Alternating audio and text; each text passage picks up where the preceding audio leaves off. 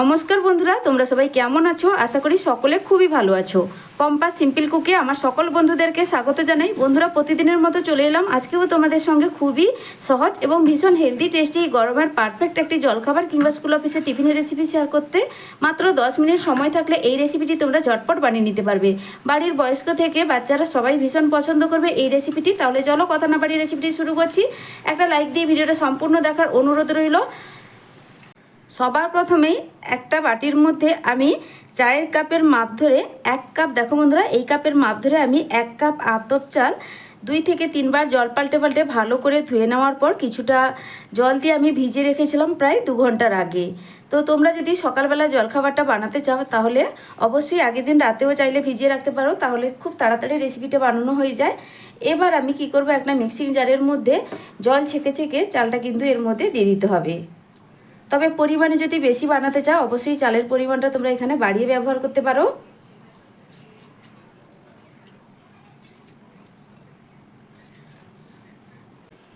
এখন চালের সঙ্গে দিয়ে দিচ্ছি ওই একই কাপের হাফ কাপ সুজি। এবার কিছুটা জল দিয়ে খুব ভালোভাবে চালটাকে মিহি পেস্ট করে নিয়েই ফিরে আসছি।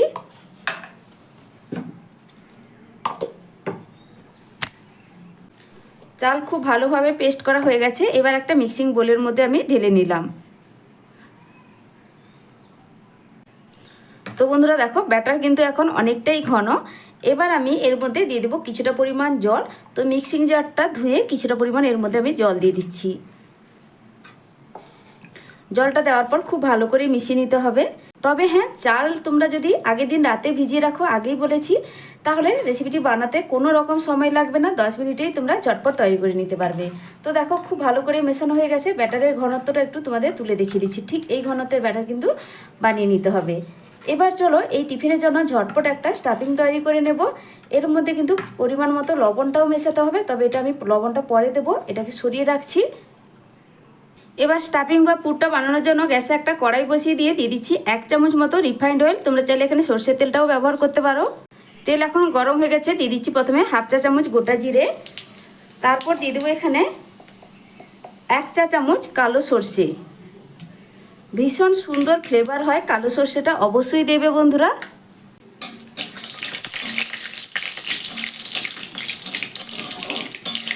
সর্ষে আর জিরেটা ভাজা হয়ে গেছে। এখন আমি এর মধ্যে দিয়ে দিচ্ছি একটা বড় সাইজের কুচনো পেঁয়াজ। তবে পেঁয়াজ পছন্দ না করলে বা পেঁয়াজ দিতে না চাইলে নিরামিষের দিনে বানালে তোমরা পেঁয়াজটা বাদ দিয়েও বানাতে পারো।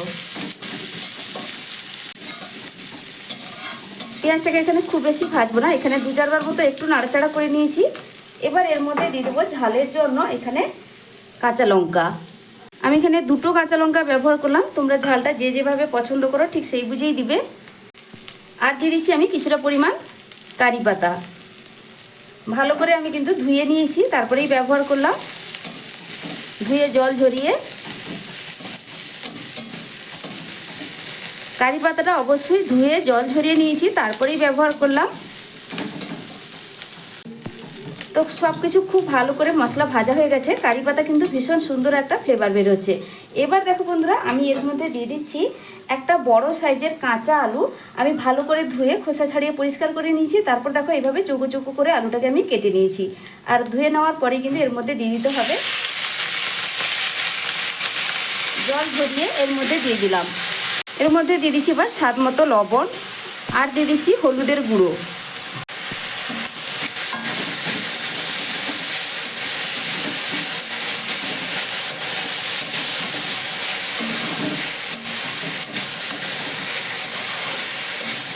মশলার সঙ্গে খুব ভালো করে মিশিয়ে নিলাম। এবার ঢাকনা চাপা লাগিয়ে দেবো 1.5-2 মিনিটের জন্য। এতে খুব ভালোভাবে আলুটা কিন্তু সেদ্ধ হয়ে যাবে, ছোট ছোট করে যেহেতু কাটা আছে। তো বন্ধুরা, এবার ঢাকনাটা সরিয়ে নিয়ে আবারও ভালো করে একটু নাড়াচাড়া করে দেবো।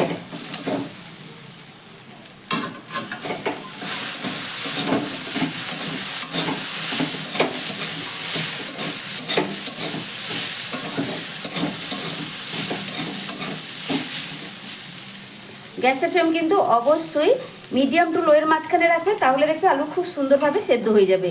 তো দেখে নিশ্চয়ই বুঝতেই পারছো আলু খুব ভালোভাবে এখানে সেদ্ধ হয়ে গেছে। আর কিন্তু এখানে ঢাকা দেওয়ার প্রয়োজন নেই।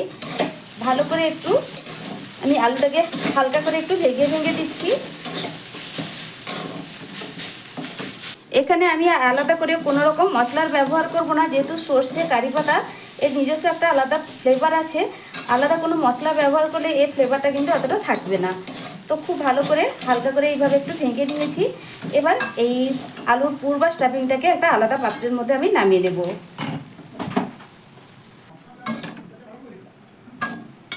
এবার যে ব্যাটারটা এক সাইডে সরিয়ে রেখেছিলাম, ব্যাটারটা নিয়ে নিলাম, দিয়ে দিলাম এবার স্বাদ মতো লবণ। লবণটা ভালো করে মেশানো হয়ে গেছে, ব্যাটার কিন্তু একদম রেডি। এবার চলো বন্ধুরা ঝটপট তোমাদের এই টিফিনটা বানিয়ে দেখাই। কে কোথা থেকে আমার ভিডিওটা দেখছো বন্ধুরা অবশ্যই জানিয়ে রাখবে, আমি তোমাদের ধন্যবাদ জানাতে পারবো। এবার গ্যাসে একটি ননস্টিক ফ্রাইং প্যান বসিয়ে দিয়েছি, আর সামান্য একটু প্রথমে অয়েল ব্রাশ করে নেব। আর এগুলো সম্পূর্ণ তেল ছাড়াই টিফিনগুলো তৈরি করে নেব। প্রথম অবস্থায় এই যে সামান্যটুকু তেলের ব্যবহার করলাম, এরপরে কিন্তু কোনো রকম তেলের ব্যবহার করব না।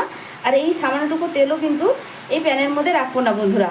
নিয়েছি একটা টিস্যু দিয়ে ভালো করে তেলটাকে কিন্তু এইভাবে মুছিয়ে নেব। এতে প্যানটা একটু তেল তেলে ভাবও হয়ে যাবে, আর এরপরে কোনো রকম তেলের ব্যবহারও লাগবে না।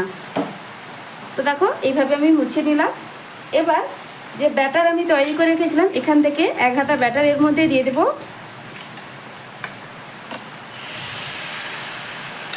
দিয়ে প্যানের হাতলটা ধরে ঘুরিয়ে এইভাবে একটা গোল শেপ দিয়ে দিতে হবে।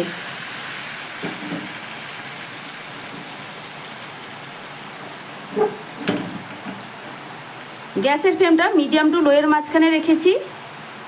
খুবই কম সময় লাগে, কয়েক সেকেন্ডের জন্য উপর থেকে একটা ঢাকনা চাপা দিয়ে দিলাম। তো এবার দেখো ঢাকনাটা সরিয়ে নিলাম। সাইড থেকে দেখো বন্ধুরা ছেড়ে গেছে, একদম কোনোভাবেই কিন্তু প্যানের গায়ে আটকাবে না, দেখে নিশ্চয়ই বুঝতেই পারছো। এবার যে স্টাফিংটা আমি তৈরি করে রেখেছি, এবার কিছুটা স্টাফিং আমি কিন্তু এইভাবে দিয়ে দেব। যেইভাবে আমরা পাটিসাপটা রোল তৈরি করি ঠিক সেইভাবে করেই কিন্তু এগুলো বানিয়ে নিতে হবে।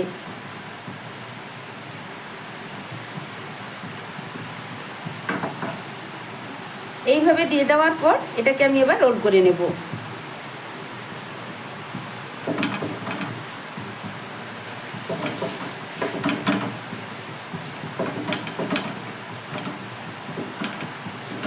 দেখো বন্ধুরা একটা কিন্তু খুব সহজেই আমার বানানো হয়ে গেল। এটাকে একটা প্লেটের মধ্যে রেখে দিচ্ছি।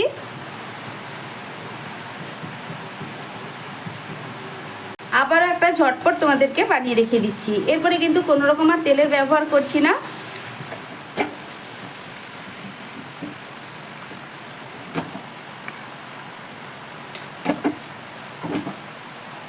এক হাতা ব্যাটার দিয়ে একটা রুটির মতো গোল শেপ দিয়ে দেওয়ার পর ওপর থেকে ঢাকনা চাপা দিয়ে দেবো। গ্যাসের ফ্লেমটা লোতে রেখে কয়েক সেকেন্ডের জন্য। তো ঢাকনা সরিয়ে নিয়েছি, আর দেখবে বন্ধুরা কয়েক সেকেন্ডের মধ্যে এইভাবে সাইডটা ছেড়ে দিবে। দেখে নিশ্চয়ই বুঝতেই পারছো, আর একটুও কিন্তু কালার চেঞ্জ হয়নি। এবার আলু স্টাফিং আমি কিছুটা দিয়ে দেব। এইভাবে এক সাইডে দিতে হবে। খুবই সহজ, একবার দেখলে যে কেউ কিন্তু বানিয়ে নিতে পারবে। আর এটা এতটাই টেস্টি হয় যে বাচ্চাদের কিংবা বড়দের স্কুলের বা অফিসে লাঞ্চ বক্সে যদি দেওয়া হয়, বানিয়ে দেওয়া হয়, তারা কিন্তু রোজ আবদার করবে। আর ভীষণ হেলদি, যেহেতু সম্পূর্ণ তেল ছাড়া অনেকক্ষণ পর্যন্ত বন্ধুরা পেট ভরা থাকে। এই গরমের পারফেক্ট একটি হেলদি টেস্টি টিফিন রেসিপি। তো দেখো আবারও একটা কিন্তু আমার এখানে বানানো হয়ে গেল। এইভাবেই সবগুলো বানিয়ে নেব, তারপরেই ফিরে আসছি। সব টিফিনগুলো আমার এখানে বানানো হয়ে গেছে, তারপরে একটা প্লেটে সাজিয়ে নিয়ে চলে এলাম। দেখো বন্ধুরা দেখতে কতটা লোভনীয় লাগছে। দেখতে যেমন সুন্দর, খেতে ভীষণ টেস্টি হয়। পুরো দুধের মতো সাদা হয়, একটাও কিন্তু বন্ধুরা কালার চেঞ্জ হয়নি। দেখে নিশ্চয়ই বুঝতেই পারছো। আর যতটা না সুন্দর দেখতে, তার থেকে বন্ধুরা অনেক বেশি টেস্টি হয় খেতে। অবশ্যই বাড়িতে বানিয়ে খেয়ে দেখবে, তারপর কিন্তু আমাকে কমেন্ট করে জানাতে ভুলবে না তোমাদের ঠিক কেমন লাগলো। আর অনেকটাই কিন্তু বন্ধুরা নরম তুলতুলে হয়। আমি তোমাদের একটা কেটেও দেখাচ্ছি। বাচ্চা বড় সবাই ভীষণ এই গরমে তৃপ্তি করে খাবে। সম্পূর্ণ যেহেতু তেল ছাড়া পারফেক্ট একটি হেলদি টেস্টি টিফিন রেসিপি আজকে তোমাদের সঙ্গে শেয়ার করলাম, পুরো পুড়িয়ে ঠাসা। তো আমার এই আজকের হেলদি টেস্টি টিফিন রেসিপিটা তোমাদের কাছে কেমন লাগলো বন্ধুরা কমেন্ট করে জানাবে। ভালো লাগলে লাইক শেয়ার সাবস্ক্রাইব করে আমার পাশে থাকবে। আজকের মতো টাটা, ফিরে আসছি নতুন এক রেসিপি নিয়ে। তোমরা সকলে ভালো থেকো, সুস্থ থেকো। আর নতুন বন্ধুরা আমার এই রেসিপি কেমন লাগলো অবশ্যই কমেন্ট করে জানাবে। আর এই ধরনের তোমরা যদি টিফিন রেসিপি পেতে চাও তাহলে আমার চ্যানেলটা ঘুরে দেখতে পারো। তোমরা কিন্তু অনেক ধরনের হেলদি টেস্টি টিফিন রেসিপি আমার চ্যানেলে পেয়ে যাবে। যদি এই রেসিপিগুলো পছন্দ হয় তাহলে চ্যানেলটিকে সাবস্ক্রাইব করে রাখতে পারো, আর পাশে থাকা বেল আইকনটা অবশ্যই প্রেস করে রাখবে। নতুন ভিডিও ছাড়ার সাথে সাথেই নোটিফিকেশন তোমাদের কাছে পৌঁছে যাবে।